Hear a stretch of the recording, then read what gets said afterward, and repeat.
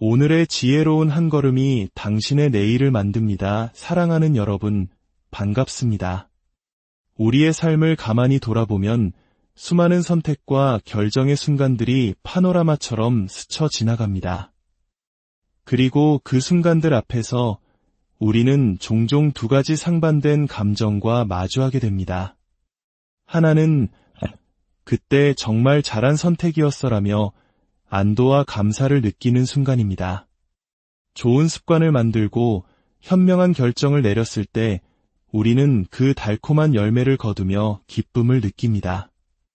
다른 하나는 그때 왜 그런 결정을 했을까라며 깊은 후회와 아쉬움에 잠기는 순간입니다.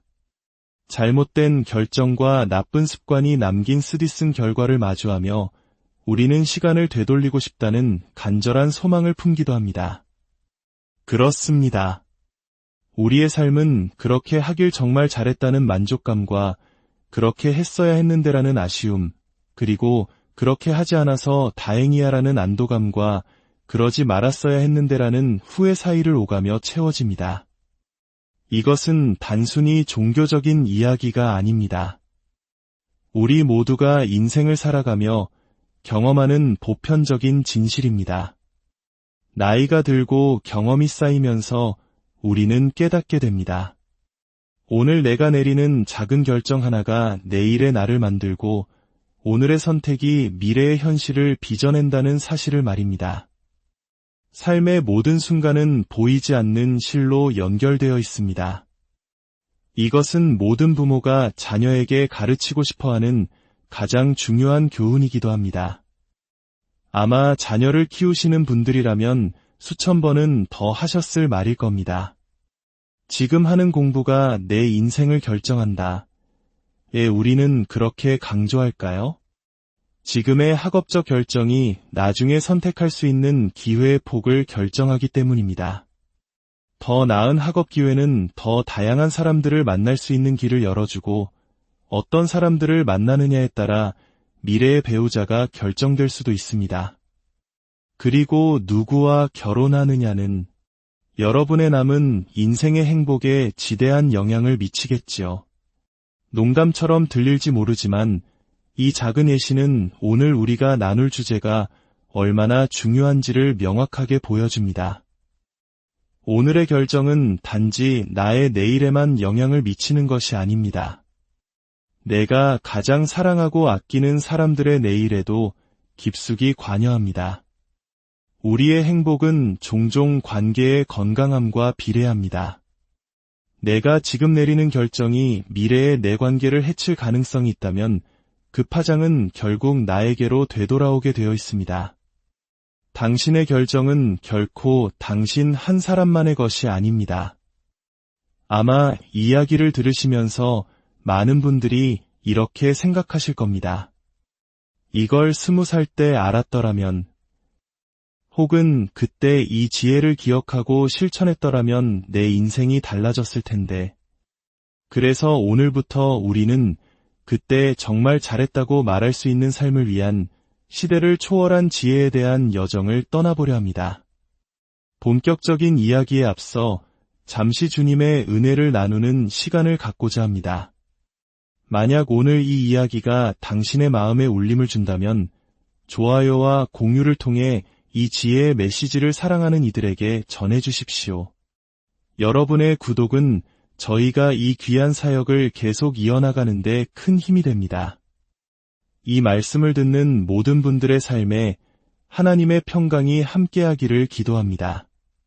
우리가 앞으로 나눌 이야기들은 도덕적이거나 윤리적인 강요 혹은 따라야만 하는 규칙이 아닙니다. 이미 우리는 무엇이 옳고 그른지에 대한 규칙들을 충분히 알고 있습니다.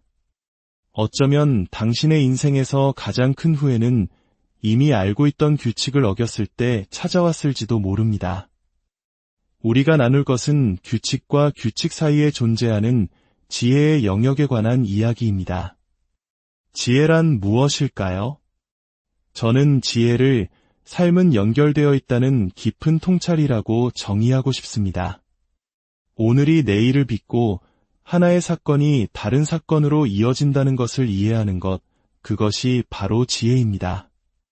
예를 들어 이런 조언이 있습니다.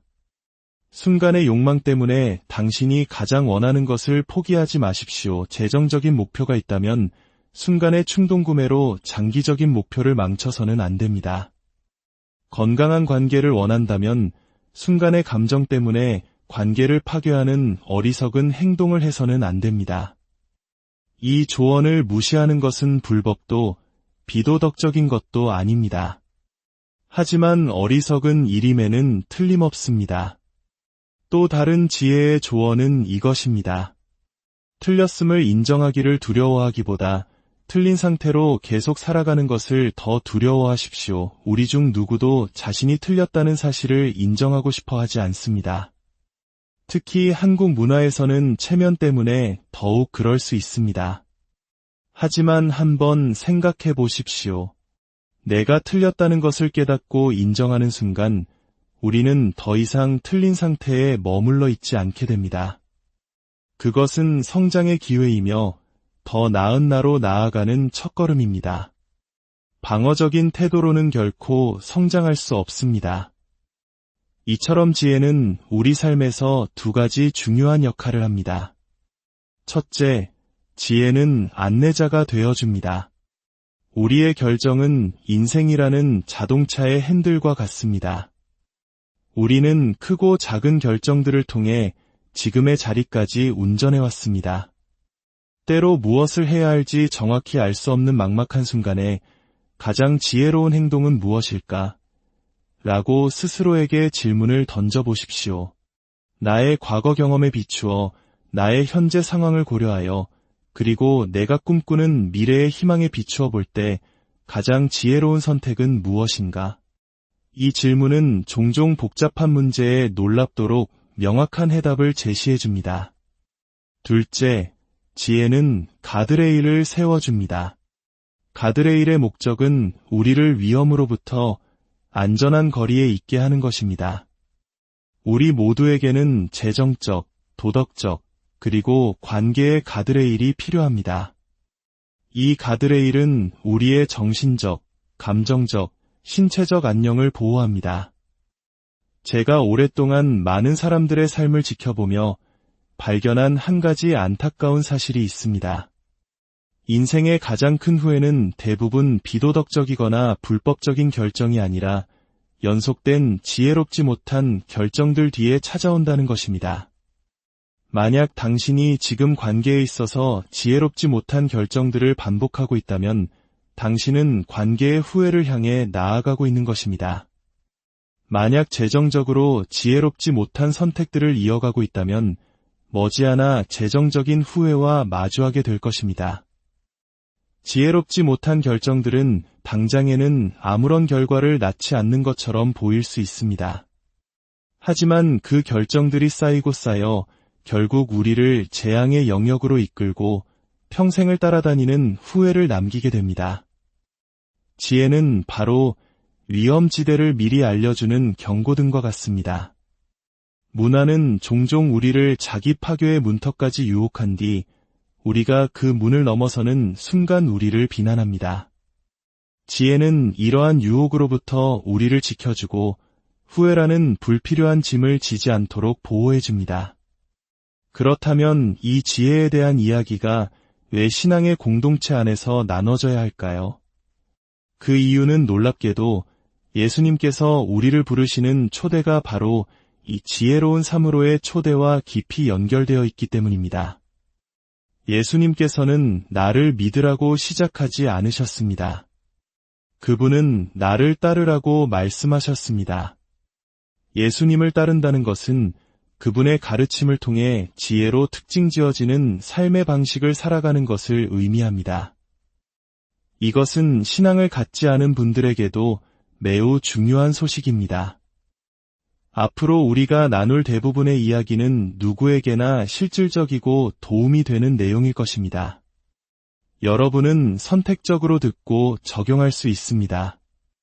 하지만 만약 당신이 예수님을 따르는 그리스도인이라면 지혜의 길을 걷는 것은 선택이 아닌 필수입니다. 그것은 예수님의 가르침 속에 깊이 새겨져 있기 때문입니다. 예수님께서 전하신 가장 위대한 설교로 알려진 산상수훈의 마지막 부분을 기억하십니까? 예수님께서는 이 장엄한 설교를 마치시며 이렇게 말씀하셨습니다. 그러므로 누구든지 나의 이 말을 듣고 행하는 자는 그 집을 반석 위에 지은 지혜로운 사람 같으리니 예수님은 우리가 지혜롭게 살기를 원하십니다. 우리의 삶, 결정, 관계, 재정 등 모든 영역이 지혜로 빚어지기를 바라십니다. 고대의 반석 위에 집을 짓는 것은 엄청난 시간과 비용, 노력이 드는 일이었습니다. 모래 위에 짓는 것이 훨씬 빠르고 쉬웠을 겁니다. 하지만 비가 내리고 창수가 나고 바람이 불 때 그 차이는 명확해집니다. 반석 위에 지은 집은 무너지지 않았습니다. 집주인이 도덕적이거나 윤리적이어서가 아니라 지혜로운 선택을 했기 때문입니다. 예수님은 바로 이런 삶으로 우리를 초대하고 계십니다. 반대로 예수님은 말씀을 듣고도 행하지 않는 사람은 모래 위에 집을 지은 어리석은 사람과 같다고 하셨습니다. 성경에서 말하는 어리석은 사람이란 삶이 연결되어 있다는 사실을 무시하는 사람입니다. 오늘의 쾌락을 위해 내일의 행복을 저당 잡히는 사람, 순간의 만족을 위해 가장 소중한 것을 내어주는 사람입니다. 예수님의 가르침은 우리를 해롭게 하려는 것이 아니라 우리의 유익을 위한 것입니다. 하나님이 세상을 이처럼 사랑하사 독생자를 주셨으니 라는 말씀처럼 그분의 모든 가르침은 우리를 향한 사랑에서 비롯됩니다. 예수님을 따르는 것이 당신의 삶을 더 낫게 만들고 궁극적으로 당신을 삶에 더 능한 사람으로 만들어줄 것입니다. 지혜는 지금 씨앗을 뿌려 나중에 거두는 것과 같습니다. 지금 어려운 일을 감당하여 나중에 삶이 더 수월해지도록 하는 것입니다. 이 비유의 핵심은 이것입니다. 아는 것과 행하는 것은 완전히 다른 경험이며 완전히 다른 결과를 낳는다는 사실입니다. 우리는 종종 안다는 사실을 행하지 않는 것에 대한 변명으로 삼습니다. 자녀에게 무언가 가르치려 할 때 알아요, 안다고요 라고 외치는 아이의 모습을 떠올려 보십시오. 부부 사이에도 부모 자식 간에도 이런 일은 비일비재합니다.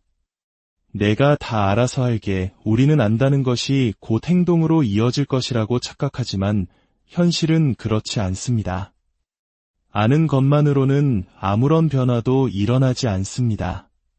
알고도 행하지 않는 것은 알지 못하는 것과 같은 결과를 낳습니다. 아니, 어쩌면 더 나쁩니다. 알고도 행하지 않는 것은 스스로를 어리석은 사람으로 만드는 일이기 때문입니다.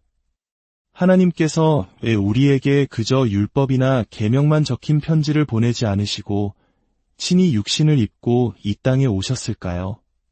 그것은 우리에게 무엇을 해야 할지, 어떻게 살아야 할지를 보여주시기 위함이었습니다.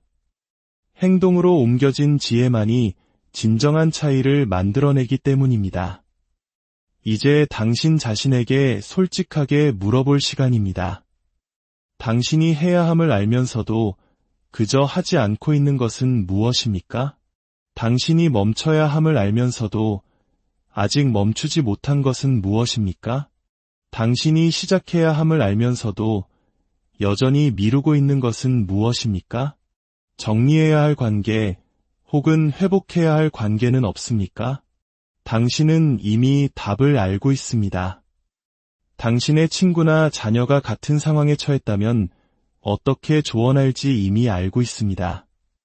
당신을 사랑하시는 하나님, 당신을 위해 십자가를 지신 구원자께서 말씀하십니다. 이제 그만 미루고 행하여라. 제가 당신에게 드릴 수 있는 조언은 이것입니다. 당신이 해야 함을 알고도 하지 않았던 바로 그것을 오늘 당장 시작하십시오. 그러면 당신은 훗날 분명 이렇게 말하게 될 것입니다. 그때 그렇게 하길 정말 잘했어. 예수님의 초대는 나에게서 배우라에서 끝나지 않았습니다. 그분은 나를 따르라고 하셨습니다. 그분의 지혜를 삶에 적용하고 그분의 가르침대로 살아갈 때 우리는 인생의 어떤 비바람에도 흔들리지 않는 견고한 집을, 견고한 삶을 지을 수 있게 될 것입니다. 당신뿐만 아니라 당신이 가장 사랑하는 사람들 또한 당신의 그 지혜로운 결정에 감사하게 될 것입니다. 시작점은 바로 여기입니다. 당신이 해야 함을 알면서도 하지 않았던 것은 무엇입니까? 오늘 바로 그 한 걸음을 내디드십시오. 당신은 분명